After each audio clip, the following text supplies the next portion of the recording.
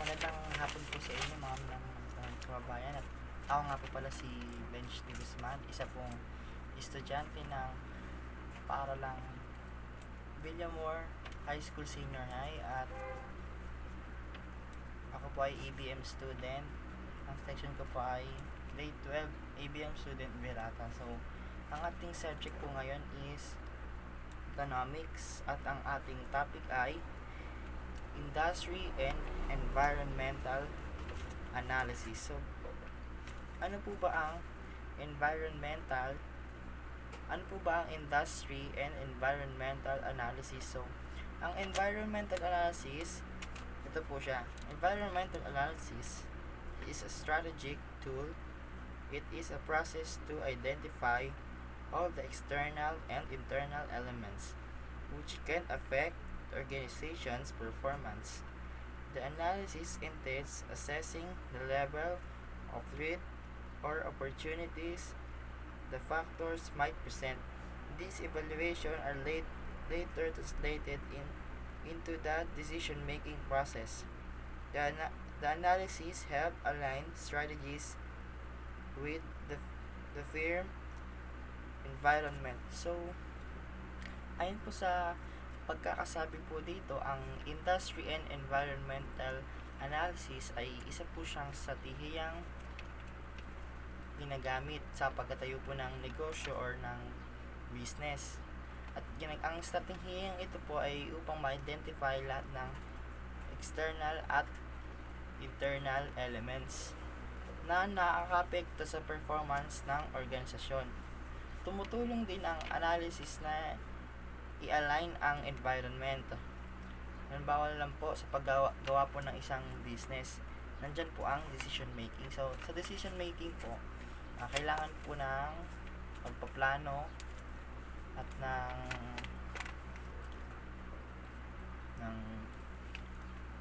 siguraduhan, so kung paano siya itatayo, kung paano siya magiging successful ang pagkakagawa niya. Halimbawa na lang po, matatayo po tayo ng isang business. Halimbawa lang po, meron po nagsarang business.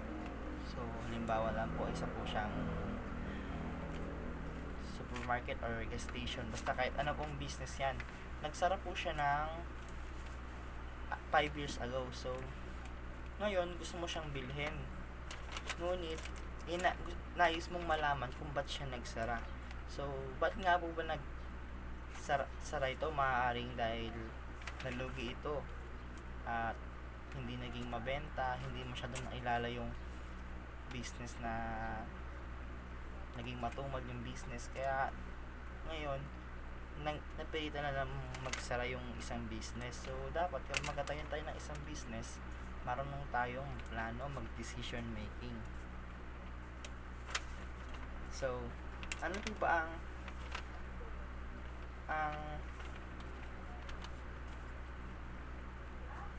dalawang uri ng environmental analysis? So, ito nga po yung binanggit ko kanina na external and internal. So, unahin po natin yung external. So, ano po ba ang external? So, sabi po dito, an external environment is composed of all the outside factor or influence that impact the operation of business. The businesses must act or react to keep up its flow of operations. The external environment can be broken down into two types, the micro environment and the macro environment. So, sabi po dito, may dalawa pong uri ng na sumapa sa paloob, na may dalawang uri po ng external environment. Pumapaloob po dyan yung micro environment at saka po yung macro environment. So ano po ba yung micro environment at macro environment? So the micro environment consists of the factor that directly impact the operation of a company. Tapos yung micro environment naman po, the micro The macro environment consists of general factors that a business typically has no control over. The success of the company depends on its ability to adapt. So, yung sabi po sa external, ito po yung operasyon sa business, yung magiging flow po ng pagpapatakbo po natin ng business. So, kapag nagtayo po tayo ng business, ano po ba yung mga dapat at mga dapat po mangyari kapag nagtayo tayo ng business at yung mga mahalaga. So, ito po yung 5 factors na nakaka-apekto sa microenvironment. Unang-una po, mahalaga po sa pagtatayo ng business. Halimbawa, isa po dito ang supplier. So, si supplier po, siya po yung nagbibigay po sa atin ng mga products. Halimbawa na lang po, sa isang grocery or supermarket, wala tayong mabebenta, walang magiging benta ang ating business kapag hindi dumating yung ating supplier. So, kapag ganun, malulugi tayo. So, maaaring bumagsak ang ating negosyo. So, yun po ang kahalagaan po ni supplier. Dahil sa kanya po, unang papatak po yung ating tagumpay. So, pangalawa po ay si customer. So, syempre po, kung tayo tayo ng business, napakalaga po ng customer. So, kanina po, katulad sinabi ko kanina, binili mo yung isang business na nagsara ng limang taon na nakakalipas. So, bakit nga po ba siya nagkaroon? Maaaring isa sa dahilan ay dahil walang masyadong customer. So, si customer po, sila po yung pupunta po at nagpapalakas po sa ating business. So, ano po ba yung paraan para maging marami po ang customer? Syempre po, kailangan tayo ng business, sigurado po nating maabot po natin yung satisfaction po ng mga customer. Tapos, yung efficiency po na kung paano po yung proseso ng pagpapatakbo. Halimbawa po, sa isang grocery, konti lang po yung counter doon, kaya nahihirapan, masyadong marami ang pila. Kaya, yung ibang customer ang pinipili sa ibang lugar na lang po na nag-decide po na sila sa ibang business nila po bumili ng mga kailang pangunahing pangailangan. So, tsaka kailangan din po kapag nagtayo po tayo ng business, ay kailangan po sa lugar na madaling makita sa public. Wag po tayong maglalagay ng business na liblib na lugar. Halimbawa na lang po sa lugar na hindi masyadong nadadaanan ng mga tao or ng mga sasakyan. Kailangan po yung madali po siyang makita para mas madali pong mapuntahan po ng mga customer. So, next naman po ay ang marketing intermediates. So, dito po, ang ibig sabihin po nito ay yung mga para rin po siyang customer, pero iba may pagkakaiba po siya ng konti sa customer. So, yung sabi ko nga po sa customer kanina, sila po yung bumubuo ng sila po yung dahilan kung bakit lumalago po yung ating business. So, dito naman po, sila po yung, kumbaga, sa Filipino term, ang ginagamit po ay isuke. Kumbaga, sila po yung customer natin na, kumbaga, regular customer po. Yun, ganun po siya. So, parang araw-araw po siya pupunta sa business natin. So, kaya, ibig sabihin po nun, gustong-gusto po nila yung business natin. Kumbaga, mas satisfied po sila sa proseso ng pagpapatakbo po ng business. So, mas maganda po sana kung lahat po ng customer ay magiging suki po. Ibig sabihin po nun, mas maganda po yung mas nahihikayat, mas nakikilala po yung ating business. So, isa pa po sa mga pangangailangan kapag tayo ng business is financial. So, dito po talaga nagsisimula ang lahat. Hindi naman po tayo pwede magtayo ng business kung wala tayong financial. So, kapag bumili tayo ng mga equipments, assets, or anumang furnitures, kailangan natin ng financial dahil yun po yung pangunahing pangangailangan natin talaga, pera. So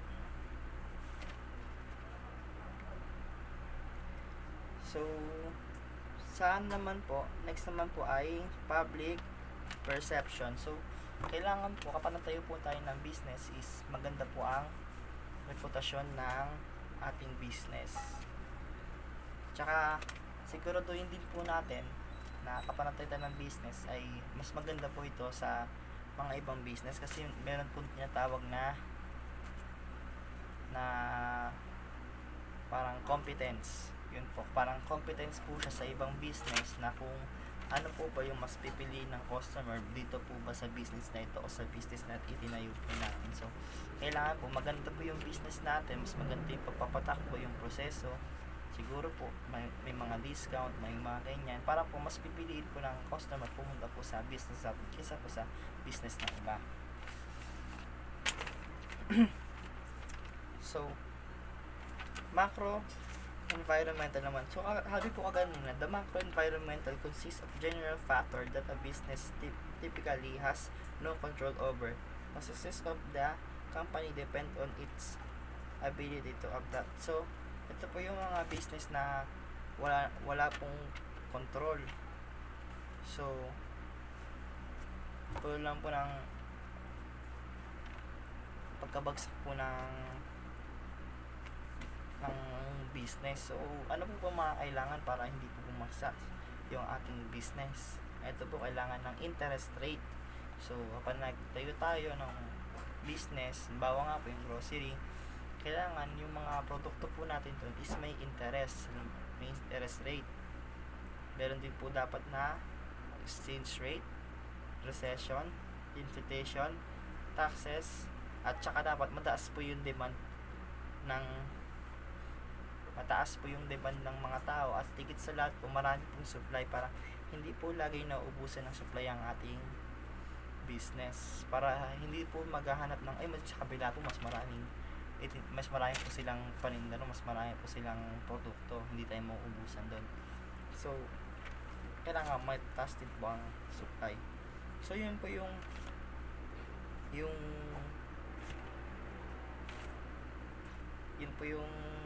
external environment. So lipat naman po tayo sa internal environment. So ano po ba yung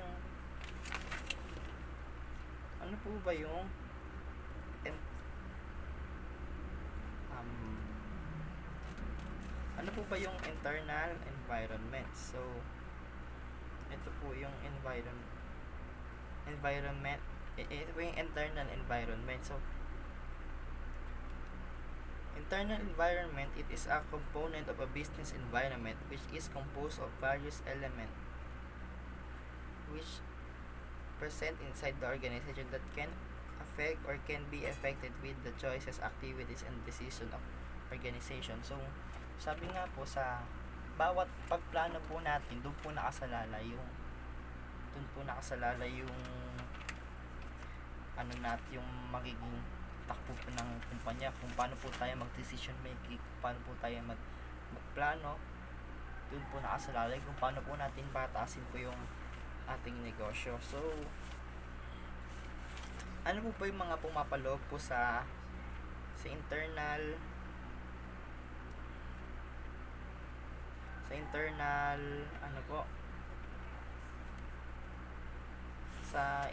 environment? So unang-una po dito ay ang value system. So ang value system ay binubuo ng lahat ng mga sangkap na bahagi ng mga regulasyon ng mga balangkas tulad ng kultura, klima, proseso ng trabaho, mga kasanayan sa pamahalaan at pamantayan sa samahan. Ang mga empleyado ay dapat magsagawa ng mga aktibidad sa loob ng pananaw na balangkas na ito. So yun po yung sa value system. So ano po ba yung isa pa pong nakapaloob sa internal environment? So ito po yung vision, mission, and objective. So yung vision, mission, and objective, nilalarawan ng pangitain ng kumpanya ang posisyon, nito sa hinaharap.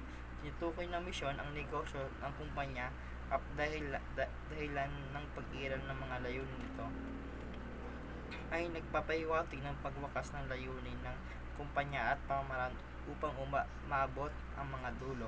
So, may kahalagaan po ang vision, mission, and objective. So, yung vision po dito, so ito po yung parang teorya po natin kung ano yung maaaring mangyari kapag nagtayo tayo ng business. So, kapag vision tayo, parang ito po yung inaasahan po na dapat ganito yung mangyari. So, dun sa objective naman, so, kumbaga ito po yung pinaplano natin dahil ito yung gusto nating mangyari. Ito yung objective ng ating pagtatayo po ng ating business or negosyo. So, ano pa po ba yung isa pa pong mga nakapaloob sa internal environment? Isa rin po dito yung tinatawag na organization structure. Ang organization structure, ang istruktura ng samahan ay tinutukoy ang paraan kung saan ang mga aktibidad ay nakatuon sa samahan upang maabot ang panghuling layunin. Ang panghuling layunin kasama sa mga aktibidad na ito ang delegasyon ng gawain, koordinasyon, komposisyon ng lupon ng mga direktor, antas ng pagiging professional at mga siwa. Maaari itong istruktura ng matrix, functional at struktura, pagkakabahagi ng istruktura ng burokrasya at iba pa. So, sinasabi po dito na yung organizational structure po ay kailangan, syempre kapag tayo po tayo ng business, kailangan po dito ng mga empleyado po natin. Tapos, sabi nga po, be a professional. Kailangan maging matalino tayo sa kung paano tayo iingatan yung ating business para hindi ito bumagsak. So, next naman po ay corporate culture. Isa rin po ito nakapaloob sa external. So, ano po ba ang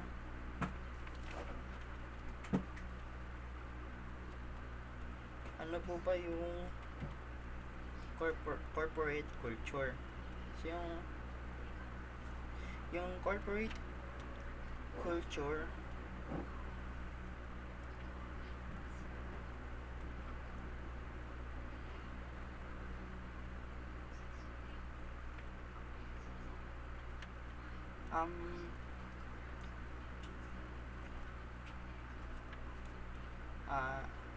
hindi lang po pala isama yan. Ano na lang po tayo dito? Kami po tayo sa isa po dito ang human resource.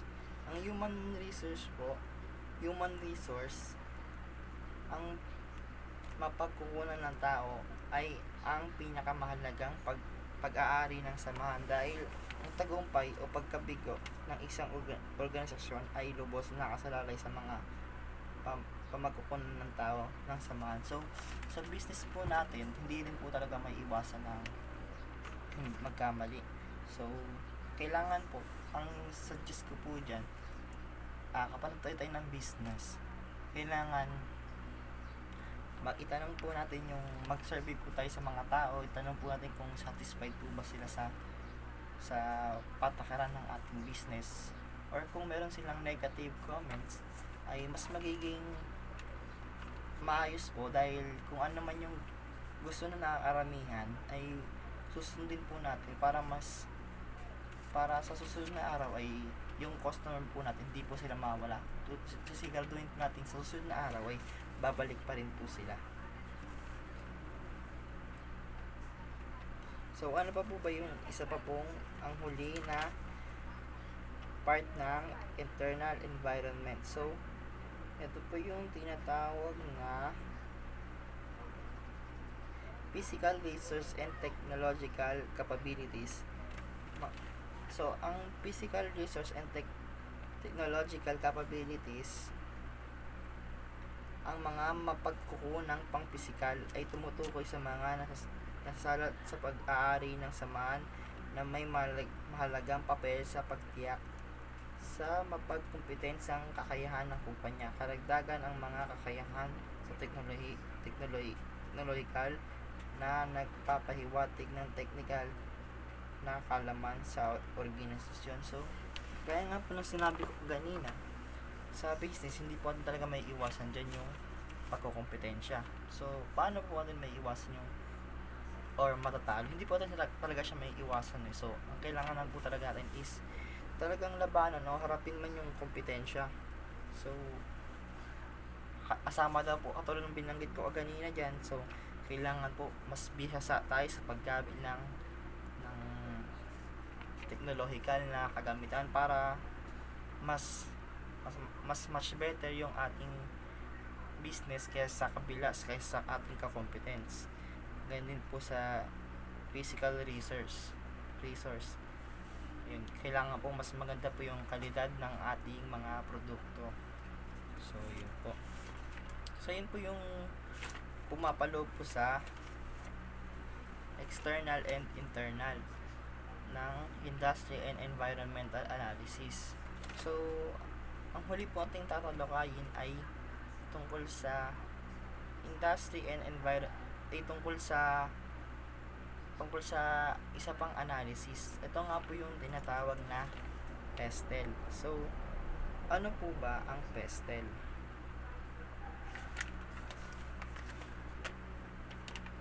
Ang PESTEL po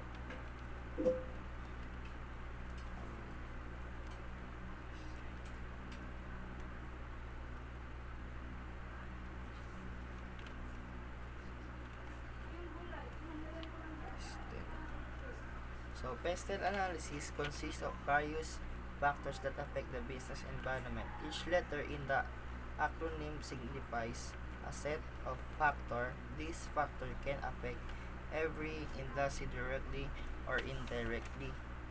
So, sabi po dito, yung PESTEL po is acronym po siya. So, bawat name po dito, bawat letra po ng PESTEL ay meron pong meaning. So, ang PESTEL po ay PESTLE. So, bali, 6 na letra po siya. So, PESTEL, what is PESTEL stand for? So, letter P is political factors. So, what is political factors? The political factors take the country current political situation. It also read the global political condition effect on the country in business. When conducting this step, ask questions like what kind of government leadership is impacting decision of the firm. Some political factors that you can study are government policies, taxes law and tariff, stability of government, and tri-mode regulation. So, yung part po na yun is political factors. Tungkol po siya sa gobyerno, sa mga tax, sa mga stability ng gobyerno, and tri-mode regulation. So, yun po yung P. P stands for political factors. So, next naman po ay letter E.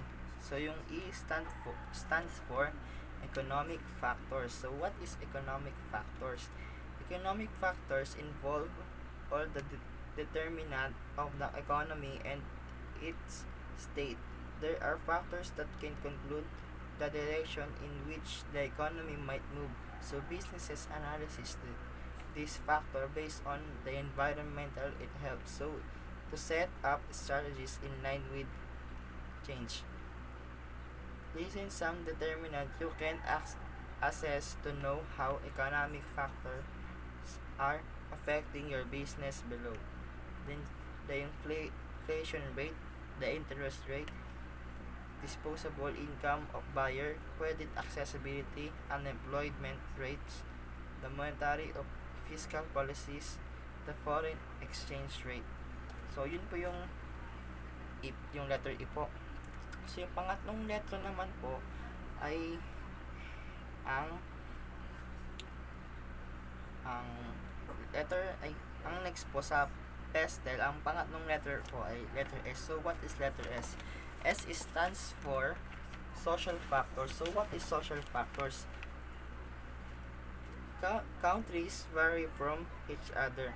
Every country has a distinctive mindset. This attitude have an impact of the business. The social factor might ultimately affect the sales of of product and services. Some of social factors are should study are the cultural implication, the gender and connected demographics, the social lifestyles, the domestic structure, educational levels, distribution of wealth.